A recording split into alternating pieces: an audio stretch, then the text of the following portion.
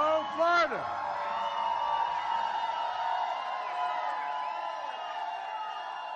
Hello, hello, hello, hello, hello.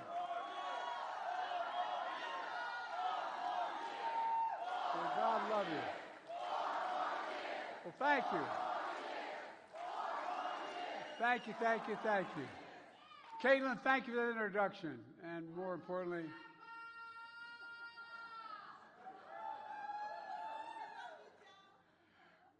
thank you for that introduction and for your courage, if you're back there, your courage and to share your story. That's not an easy thing to do. You know, Caitlin represents millions of women who are enduring unbearable pain and cruelty because of Donald Trump. Sadly, it's pain and cruelty that millions of women in Florida now face. You know, but as I said, as she just said, it's not inevitable. It's not inevitable. We can stop it. When you vote, we can stop it. And thanks to Representative Kathy Castor. There she is. Stand up, Kathy. Kathy's doing an incredible job in Congress, and is a great, great friend. Thanks for riding over with me from the airport. You know, the worst sentence in English language these days is, the president's at the airport. Means you got to show up, you know. But anyway, thank you. And I want to thank Debbie, our next U.S. Senator. Deb, stand up.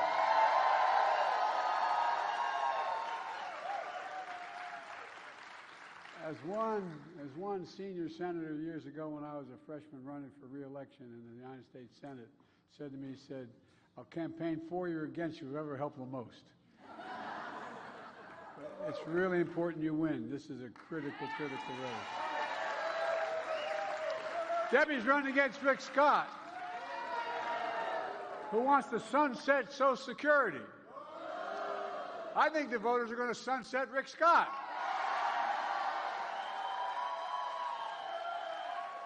It's important, man. And thanks to all of you here today. It's good to be at a community college. Matter of fact, my wife's been campaigning all over the country with me between classes. My wife still is a full-time professor at Northern Virginia Community College. You lost your phone. Get that man his phone. He's going to be in trouble. That woman her phone. She's teaching this very day, Jill is. Community college, as she often says, is one of the best-kept secrets in America. You know, I really mean it. You know, if I have my way in the next 4 years, I'm going to make community college free. And it'll grow the economy. It won't cost the taxpayers. Look, next week, one of the nation's most extreme anti-abortion laws will take effect here in Florida. It's criminalizing reproductive health care before women even know whether they're pregnant. I mean, this is bizarre. You can put a doctor in prison if he takes care of a patient, as you just heard some version of from Louisiana. You know, this extreme Florida law is going to impact 4 million women in the state of Florida. Florida is one of the 21 states in America where you can't get access you need for care. This adds up to 1 in 3 women throughout the United States of America have this limitation. For 50 years, the court ruled that there was a fundamental constitutional right to privacy. But 2 years ago, that was taken away. Let's be real clear. There's one person responsible for this nightmare, and he's acknowledged and he brags about it, Donald Trump. In fact, Trump's bragged about it overturning Roe v. Wade, which meant there's no federal right. No decision can be made. All those decisions made at the state level. A lot of people don't even know that or don't focus on it. Every state can make a decision. Well, you know, now Trump says the law is, quote, working the way it's supposed to. Trump goes on to say individual state laws are working, his words, brilliantly. Brilliantly. It's a 6-week ban in Florida. It's really brilliant, isn't it? Even before women know they're pregnant. Is that brilliant? Look, just take a look at Arizona. It goes all the way back to 1864 before Arizona was even a state, before women had the right to vote, concluding that that's the law of the land in Arizona. And today, MAGA Republicans refuse to repeal that ban in Arizona. Trump is literally taking us back 160 years. He says it's up to the states, and this is all about states' rights. But he's wrong. The Supreme Court was wrong. It should be a constitutional right in the federal Constitution, a federal right. And it shouldn't matter where in America you live. This isn't about states' rights, it's about women's rights. I mean this. Look, folks, look. Now he's worried the voters will hold him accountable for saying he's responsible for getting Roe v. Wade overturned. Donald Trump is worried voters are going to hold him accountable for the cruelty and chaos he created. Folks, the bad news for Trump is we are going to hold him accountable. We are. He should be held accountable. He should be accountable for states enacting extreme laws that put IVF treatments at risk for women desperately trying to have families. Voters are going to hold Trump accountable for women being turned away from emergency rooms like my introducer was. Forced to travel hundreds of miles to get basic health care.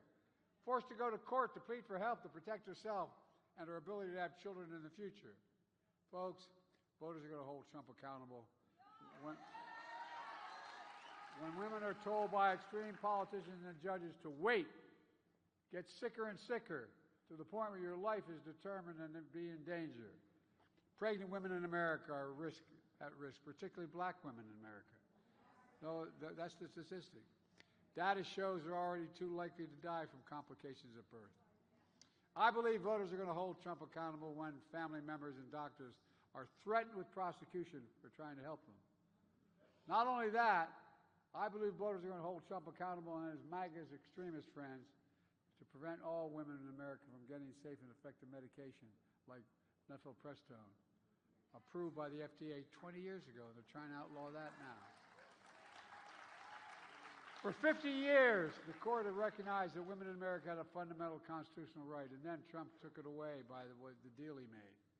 Now in America today, in 2024, women have fewer rights than their mothers and their grandmothers had because of Donald Trump. Look, I don't think we're going to let them get away with it, do you?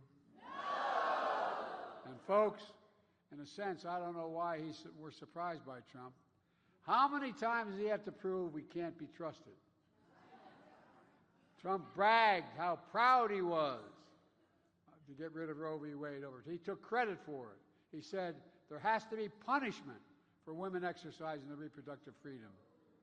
His words, not mine. He described the Dobbs decision as a miracle. Maybe it's coming from that Bible he's trying to sell. Whoa. I almost wanted to buy one just to see what the hell's in it. Folks, it was no miracle. It was a political deal to get rid of Roe v. Wade. A deal. Political deal he made with the evangelical base of the Republican Party.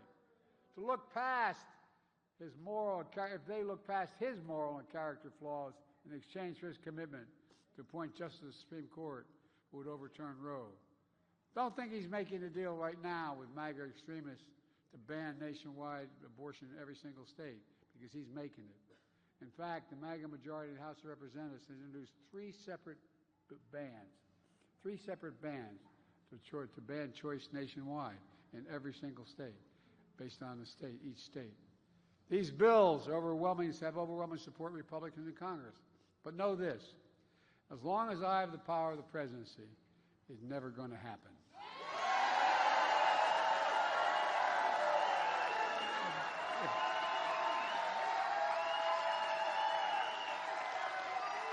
I mean it.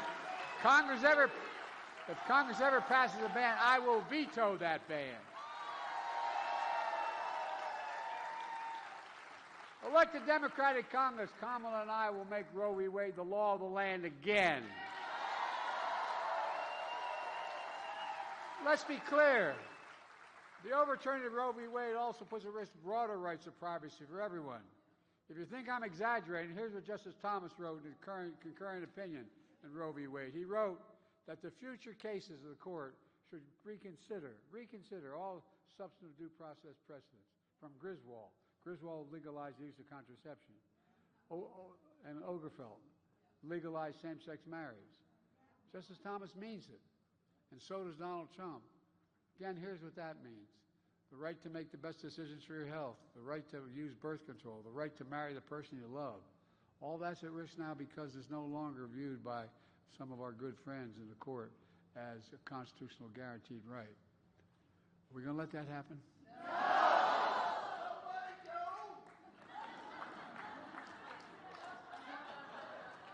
I like it, man. Will you come with me?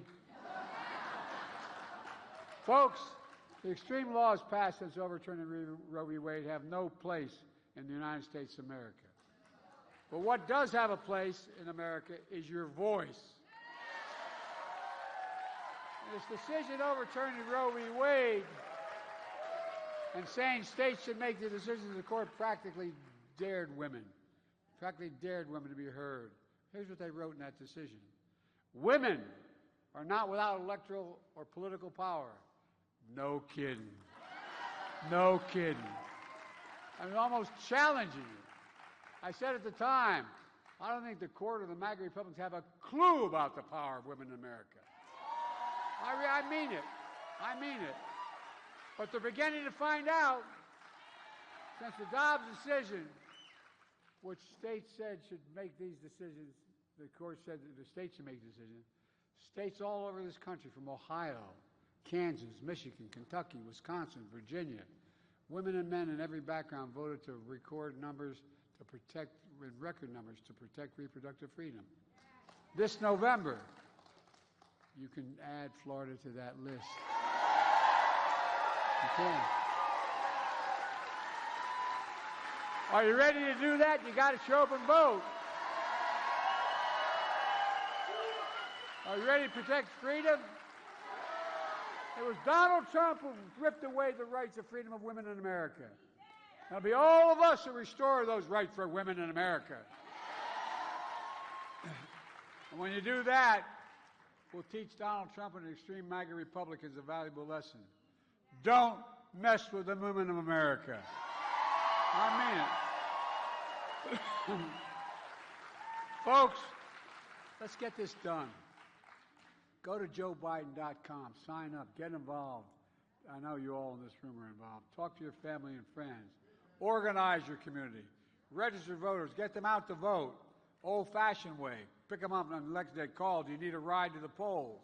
And let's remember who we are. We're the United States of America, and there's nothing beyond our capacity if we work together.